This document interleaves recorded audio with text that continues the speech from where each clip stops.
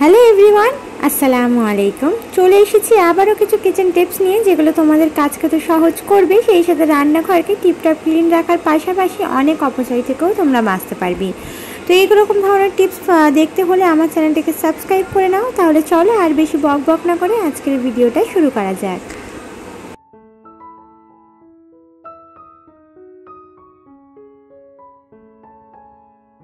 তো সবথেকে প্রথম যে কিচেন টিপসটা তোমাদের সাথে শেয়ার করব সেটা হচ্ছে মাছ রিলেটেড নিয়ে। মাছ প্রত্যেক দিন বা একদিন দুদিন অন্তর অন্তর আমাদের বাড়িতেই কিন্তু রান্না হয়ে থাকে, আর সেই মাছ কিন্তু অনেক সময় একটা আষ্টে গন্ধ থাকে, মানে মাছ ভাজার পরও বা রান্নার পরও একটা আষ্টে গন্ধ থাকে। তো তোমরা যদি এই টিপসটা ফলো করতে পারো তাহলে নেক্সট টাইম থেকে আমি তোমাদেরকে কথা দিচ্ছি যে মাছ থেকে কোনো রকমের কোনো আষ্টে গন্ধ তোমরা পাবে না। তো সবথেকে প্রথমে সিম্পলি আমরা যেভাবে মাছটাকে ধুয়ে থাকি খুব ভালোভাবে ধুয়ে নেবে। মাছের ডিম থাকলে আলাদা করে আগে তুলে নেবে, তারপরে ধোবে, নাহলে মাছের ডিমটা কিন্তু ছেড়ে যাবে। তো এইভাবে কিন্তু আঁচ ছাড়িয়ে যেভাবে আমরা নর্মালি মাছগুলোকে ধুয়ে থাকি ধুয়ে নেব। তারপরেই হচ্ছে মেন টপিক। তো এখানেই হচ্ছে সবথেকে মেন, মাছ ভাজার আগে কিছু টিপস ফলো করলে কিন্তু মাছের আষ্টে গন্ধ একদমই থাকবে না। তো এখানে মাছগুলোকে খুব ভালোভাবে ধুয়ে একটা স্ট্রেনারে করে আমি রেখে দিয়েছি, যাতে এক্সট্রা পানিটা যেন বেরিয়ে যায়। আর মাছ যতক্ষণ এভাবে স্ট্রেনারে তুমি রেখে দিতে পারবে মাছের এক্সট্রা পানিটা বেরিয়ে যাবে, মাছ কিন্তু তত বেশি ভাজাটা ভালো হবে, অর্থাৎ করকরে হবে। সেই সাথে কিন্তু মানে মাছ একটা মচমচে মানে ভাজার পাশাপাশি খুব সুন্দর একটা রঙও আসবে। তো এইভাবে যদি তোমাদের কাছে লেবুর কথা তো আর বলার কিছু নেই, প্রত্যেকের বাড়িতে থাকে। তো এইভাবে একটুখানি বা 1 চামচ তোমরা চামচে করে একদম তুলে নিতে পারো, নিয়ে এইভাবে লেবুর ওপরে মাছের ওপরে একটুখানি তোমরা লেবুর রসটাকে ছড়িয়ে দেবে, দিয়ে কিন্তু এবারে 5 মিনিট ঢাকা দিয়ে রেখে দেবে। দেওয়ার পর তারপরে এর মধ্যে মশলা যা যা দাও, মানে স্বাদ মতো লবণ, হলুদ গুঁড়ো, লঙ্কার গুঁড়ো দিয়ে যেভাবে মাছটাকে ভাজো সেইভাবে ভাজবে। তো এইভাবে মাছটাকে ভাজা করলে কোনো রকম আষ্টে গন্ধ তোমরা মাছ থেকে পাবে না। তো এটা আমি তোমাদেরকে পার্সোনালি বলছি, আর এটা কিন্তু আমি নিজেও ফলো করি। এটা কিন্তু আর শুধুমাত্র যে মাছের আষ্টে গন্ধ দূর করবে তা না, মাছটা কিন্তু কখনোই একটার সঙ্গে একটা লেগে যেতে দেবে না। মাছের কালারটা ভালো আসবে, তার সাথে সাথে কিন্তু মাছটা খুব সুন্দর মচমচে হবে। তো এইভাবে তোমরা এই টিপসটা ফলো করতে পারো।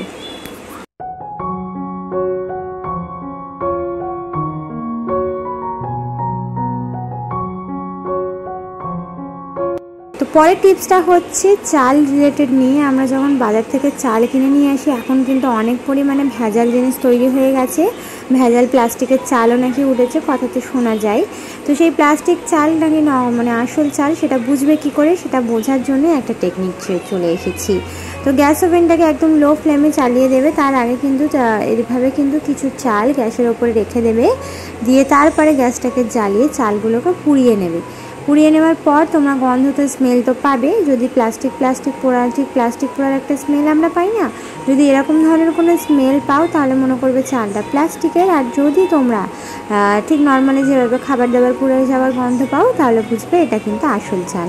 আর ওইভাবে যদি নাও বুঝতে পারো, এইভাবে পুড়ে যাওয়ার পর একটু ঠান্ডা হতে দেবে, গরমভাবে তো আর হাত ধোয়া যাবে না। যখন এটা ঠান্ডা হয়ে যাবে হাত দিয়ে চিপে দেখবে এটা যদি ছায়ের মতো এভাবে আর কি গলে যাচ্ছে বা ভেঙে একদম মিশে যাচ্ছে, তাহলে এটা হচ্ছে আসল চাল। আর যদি এটা একদম শক্ত হয়ে গেছে বা কোনোভাবে এটা ভাঙা যাচ্ছে না, তাহলে বুঝবে এটা প্লাস্টিকের চাল। ঠিক প্লাস্টিক যেভাবে পুড়ে গেলে একটা শক্ত ভাব হয়ে যায় সেরকম। তো কেমন লাগলো এই টিপসটা তোমরা কিন্তু আমাকে কমেন্টে জানাবে, আর পাশাপাশি আমার চ্যানেলটিকে সাবস্ক্রাইব করে রেখে দেবে এরকম ধরনের আরও নিত্য নতুন টিপস পাওয়ার জন্য। তো এরপরে যে টিপসটা তোমাদের সাথে শেয়ার করব সেটা হচ্ছে ভাজাভুজি থেকে। তো ডিম আমরা প্রত্যেকে বাড়িতে কম বেশি ভাজাভুজি করে থাকি। তো ডিম ভাজার পর আমরা একদম সঙ্গে সঙ্গে ওটাকে কোনো একটা পাত্রে তুলে নিই। তো এটা করতে যাবে না। যখনই তোমরা ডিম ভাজবে এইভাবে খুন্তির মাধ্যমে ওপর দিকে করে নিয়ে তারপরে কিন্তু কিছুক্ষণ ঢাকা দিয়ে রেখে দেবে। দেখবে ডিমের যে এক্সট্রা তেলটা সেটা কড়াইয়ের মধ্যে থেকে যাবে, অনেকটা তেল বেরিয়ে যাবে। খেয়াল করে দেখবে সেই তেলে তোমরা অন্য কিছু ভাজা করতে পারবে। তো এইভাবে তোমরা অনেকটা তেল মানে বাঁচিয়ে নিতে পারো, সংসারের অনেকটা অপচয় থেকে তোমরা বেঁচে যেতে পারবে। তাই এই টিপসটা শেয়ার করলাম। তো নেক্সট যে টিপসটা সেটা হচ্ছে মাছ রিলেটেড নিয়ে আগেন। তো মাছ যখনই আমরা ভাজা করি অনেকেরই মানে প্রবলেম থাকে যে সিলভারের কড়াই মাছটা লেগে যায়। তো সেটা লেগে যাওয়ার যথেষ্ট কারণ আছে, কড়াইটাকে তুমি ভালো করে গরম করলে না, তেলটাকে ভালো করে গরম করলে না, দিয়ে দিলে তার মধ্যে মাছ, তাহলেই হয়ে গেল গন্ডগোল। তো সেটা করা যাবে না। সব থেকে প্রথমে কড়াইটাকে খুব ভালোভাবে ধোঁয়া ওটা মতো গরম করে নিতে হবে। তারপরে ওর মধ্যে দিয়ে দিতে হবে তেলটাকেও খুব ভালোভাবে একদম ধোঁয়া ওঠা মতো করে গরম করে নিতে হবে। তারপর প্রথমে একটা মাছ দেবে, একটা মাছ দেওয়ার পর একটু নাড়াচাড়া করে 2 মিনিট অপেক্ষা করবে, দেওয়ার পর বাকি মাছ দেবে। আর একসাথে অনেক মাছ দিতে যাবে না, ম্যাক্সিমাম 3 থেকে 4টে দিতে পারো যদি ছোট হয়, আর যদি বড় মাছ হয় 2 থেকে 3টে দিতে পারো, ব্যাস। তো এইভাবে দেওয়ার পর একদম সঙ্গে সঙ্গে নাড়াচাড়া করা যাবে না, একটু অপেক্ষা করবে। আর এটা কিন্তু লো ফ্লেমে মাছ সবসময় ভাজার চেষ্টা করবে, তাহলে দেখবে মাছ একেবারে ভেতর থেকে মানে ভাজাটা হয়, আর সেই সাথে কিন্তু কালারটাও ভালো আসে। তো মাছ একদম লো ফ্লেমের যদি খুব বেশি ছেটাই তাহলে তোমরা ঢাকা দিয়ে মাছ ভাজতে পারো, তাহলে কিন্তু ছিটিয়ে তেল এদিক ওদিক যাবে না। তো এইভাবে মাছগুলোকে ভাজা করবে আর এই টিপসটা ফলো করবে, তাহলে দেখবে তোমাদের সিলভারের কড়াইতে মাছ কখনোই লেগে যাবে না। তো পরের যে টিপসটা সেটা হচ্ছে ভাজাভুজি নিয়ে আগেন। তো ভাজাভুজি করার ক্ষেত্রে আমরা সবাই চেষ্টা করি কড়াইয়ের মধ্যে তেল দিই। আমরা যদি পটল ভেজে থাকি, আলু ভেজে থাকি, সেক্ষেত্রে কড়াইয়ের মধ্যে ডাইরেক্টলি তেলের মধ্যে আমরা পটলটা বা আলুটা দিয়ে দিই, করি না এরকম? তো এরকম করবে না, যেটা ভাজবে সেটা আলাদা করে আগে মশলা মাখিয়ে নেবে। এতে করে কি হবে বলো তো, প্রত্যেকটার মধ্যে সমানভাবে মশলাগুলো কিন্তু যায়। আর কড়াইয়ের মধ্যে যদি তোমরা মশলাটা দিতে যাও তাহলে একটাতে কম একটাতে বেশি এরকম হতে পারে বা হয়। তো সেই কারণে মশলাটা মানে আলাদাভাবে মাখিয়ে যদি 5 মিনিটের জন্য ঢাকা দিয়ে তুমি রেখে দিতে পারো, এতে কিন্তু যে কোনো জিনিস যখন তুমি ভাজা করবে এটা কিন্তু খুব সুন্দর একটা কালার আসবে, আর সেই সাথে খুব মচমচে হয়। তো এই টিপসটাও ফলো করার অনুরোধ রইল। তোমরা নিজেরাই বুঝতে পারবে যে এইভাবে ভাজা করার পর কত সুন্দর, এর থেকে কিন্তু একটা এক্সট্রা পানি বেরোবে, সেটা ফেলে দিয়ে ঝরিয়ে কিন্তু তেলের মধ্যে দেবে, তাহলে পটলগুলো একদম ঝরঝরে আর একদম মচমচে হবে। তো এই সেম একই আলু ভাজার ক্ষেত্রেও বলি, এই জন্য মাখিয়ে রেখে দিলে দেখবি এক্সট্রা অনেকটা পানি বেরোচ্ছে। তো সেই পানিটাকে ঝরিয়ে তারপর তেলের মধ্যে দিয়ে ভাজাভুজিটা করবে, তাহলে দেখবে অনেক ভালো হবে।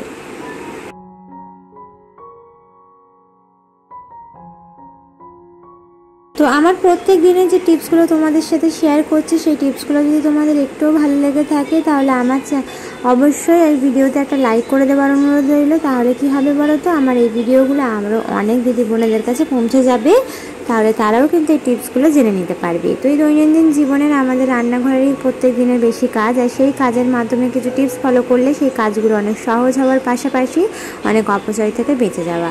তো অনেকেই জানে, অনেকেই জানে না। যারা নতুন গৃহিণীরা রয়েছে তাদের জন্য টিপসগুলো বেশি কার্যকরী, আর যারা পুরনো গৃহিণী হয়েও কিছু টিপস জানে না বা অনেক কিছু আছে শিখতে চায় তাদের জন্য এই টিপসগুলো।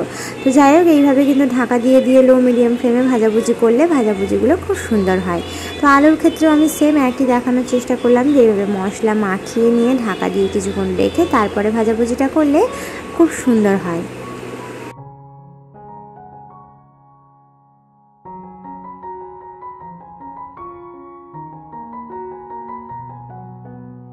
তো পরের টিপসটা হচ্ছে চিরুনি নিয়ে। যদিও এটা রান্নাঘরের কোনো টিপস নয়, তবু এটা অনেক কাজে তোমাদের জেনে রাখা দরকার। তো পুরানো ব্রাশ কিন্তু আমরা অনেক সময় ফেলে দিই বা অন্য কোথাও রেখে দিই, তো সেটা ফেলে দেবে না, অনেক কাজে লাগে। আমরা যে প্রত্যেকদিন চিরুনিগুলো ব্যবহার করে থাকি সেই চিরুনিগুলো অনেক পরিমাণে নোংরা হয়, আর সেই ফাঁকে ফাঁকে মানে ভিতরে লেগে থাকা বা ঢুকে থাকা যে ময়লাগুলো সেগুলো পরিষ্কার করা অনেক কঠিনতম একটা বিষয়। তো সেই কঠিন কাজটাকে সহজ করার জন্য এই টিপসটা তোমাদের সাথে শেয়ার করছি। তো সব থেকে প্রথমে এখানে একটা জায়গা নিয়ে নেবে, বোল নিতে পারো, যে কোনো জায়গা নিতে পারো। আমি এই টিপসটা কিন্তু কলঘরের মধ্যেই শেয়ার করতে যাচ্ছিলাম। তো আমার যে কলঘর রয়েছে সেখানে বাতিটা কেটে যাওয়ার ফলে এটা আমি বেসিন এরিয়াতেই তোমাদেরকে দেখিয়ে দিচ্ছি, কিছু মনে করো না। তো বেসিন এরিয়ার মধ্যেই আমি একটুখানি ভিম লিকুইড জেল দিয়ে দিলাম, দিয়ে প্রথমে কিন্তু চিরুনিগুলোকে 10-15 মিনিটের জন্য এভাবে ভিজিয়ে রেখে দিতে হবে, যাতে এর মধ্যে থাকা নোংরাগুলো যেন একদম সফট হয়ে যায়। আমি ভিডিওটা শ্যুট করবো বলে চিরুনিগুলো একটু বেশি নোংরা করে ফেলেছি। তো এটা কিন্তু আমি 2-3 দিন অন্তর অন্তরই করে থাকি। তো যাই হোক, এখানে এইভাবে কিন্তু ভিজিয়ে রাখার পর যেটা করতে হবে, ব্রাশের মাধ্যমে ঘষে থাকবে। এইভাবে ছোট ছোট জায়গাতে না মানে কোনো কিছু দিয়ে পরিষ্কার করা খুব অসম্ভব একটা বিষয়। তো এইভাবে যদি তোমরা পুরানো কোনো ব্রাশ দিয়ে পরিষ্কারটা করো তাহলে তোমরা নিজেরাই বুঝতে পারবে যে কতটা পরিমাণে পরিষ্কার হয়েছে। আর সত্যি এটা অনেক কার্যকরী একটা টিপস। তো এই টিপসটা কিন্তু আমি ফলো করছি আর এখনও করছি, ভবিষ্যতে আমাকে করতে হবে, কারণ আমার চিরুনিগুলো পরিষ্কার করার জন্য আমার এই ব্রাশটা অনেক কাজে লাগে। তো এটা আমার অনেক পুরানো একটা ব্রাশ। তো যাই হোক, এইভাবে কিন্তু আমি করে নিয়েছি। আর আমার ব্রাশ যেহেতু চিরুনিগুলো খুব লাইট কালারের, তো একটুখানি নোংরা পড়লেই খুব বাজে লাগে, জানো তো। সেই কারণেই আর কি টিপসটা তোমাদের সাথে শেয়ার করলাম, যাতে আমার পাশাপাশি আমার দিদি বোনেদেরও ঘর যেন কিচেন, রান্নাঘর এগুলো যেন পরিষ্কার টিপটাপ থাকে।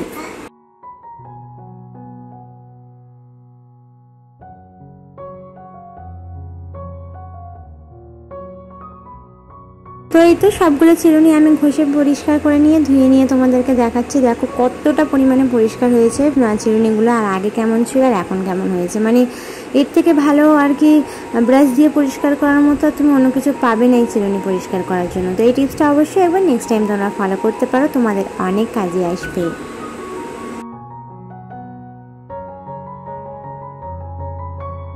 তো পরের টিপসটা হচ্ছে গ্যাস ওভেনটা তো আমরা অনেক মাজনি দিয়ে মেজে পরিষ্কার করিনি, কিন্তু গ্যাস ওভেনের যে সুইচটা রয়েছে মানে যেটা দিয়ে আমরা লাইট আর কি জ্বালাই, মানে চুলাটা জ্বালাই, তো সেই আর কি ধরার এটাকে কি বলে আমি ঠিক জানি না।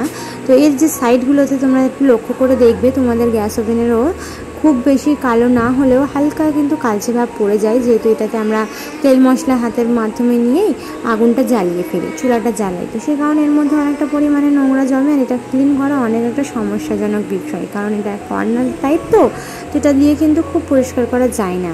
তো সেই কারণে ভাবলাম একটা টিপস তোমাদের সাথে শেয়ার করি, যেটা রিসেন্টলি আমি মানে নিজের এক্সপিরিয়েন্স করেছি।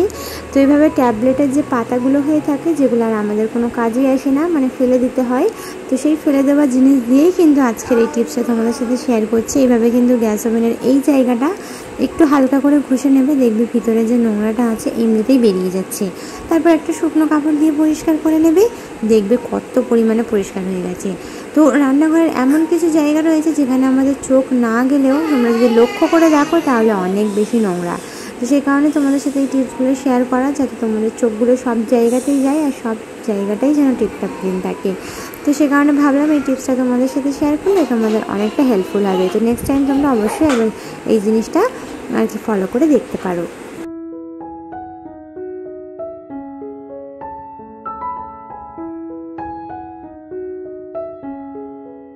তো আজকের ভিডিওর শেষ টিপসটা হচ্ছে যে রান্নাঘরে আমরা হাঁড়ি পাতিল ধরার জন্য এরকম ধরনের সাঁড়াশিগুলো ব্যবহার করে থাকি, তবে দীর্ঘদিন ব্যবহার করার পর দেখা যায় কি এই সাঁড়াশিগুলো এতটা পরিমাণে জাম করছে, তার জন্য আমরা এগুলোকে এমনি রেখে দিই বা বাদ দিয়ে দিই বা ফেলে দিই। ঠিক যেমনটা আমি করেছিলাম কিছুদিন আগে, এটাকে আমি মানে বাদ দিয়ে দিয়েছিলাম বা বাতিল করে দিয়েছিলাম, যেহেতু এটা আমি খুলতেই পারছি না, এতটা টাইট হয়ে গেছে, ইউজ করতে করতে হয় না, অনেক দিন হয়ে গেছে, ফলে জং লেগে গেছে। তো আমার হাজব্যান্ড বললেন যে এক কাজ করো, তুমি এটাতে তেল লাগাও। এই টিপসটা কিন্তু স্পেশালি আমার হাজব্যান্ডের, তো ভাবলাম তোমাদের সাথে শেয়ার করা যাক, তোমাদেরও কাজে আসবে। তো আমার হাজব্যান্ড এইভাবে একটুখানি নারকেল তেল রেখে দিয়ে রাত্রেবেলা রেখে দিল। আমি বললাম কোনো কাজে আসবে না, ফেলে দিতে হবে, কারণ একদমই আর কি টাইট হয়ে গেছে। তো উনি রাত্রেবেলা তেলটা লাগিয়ে রেখে দিয়েছিলেন, আর সকালবেলা মানে আমি যা দেখলাম মানে তোমরা বিশ্বাসই করতে পারবে না, এত পরিমাণে ঢিলে হয়ে গেছে বলার মতো নয়, মানে একদমই আর কি পুরো ঢিলে হয়ে গেছে। তো এই টিপসটাও তোমরা একবার শেয়ার করো, তোমাদের যদি এরকম সাঁড়াশি ফিটিং হয়ে থাকে, টাইট হয়ে যায়, তো এইভাবে তেল মাখিয়ে এইভাবে একটু নাড়াচাড়া করো, আর যতদিন যাবে মানে একদিন দুদিন পর দেখবে আরও ঢিলে হয়ে গেছে ব্যবহার করতে করতে। তো আজকের ভিডিওটা এ পর্যন্তই ছিল। আল্লাহ হাফিজ, আসসালামু আলাইকুম।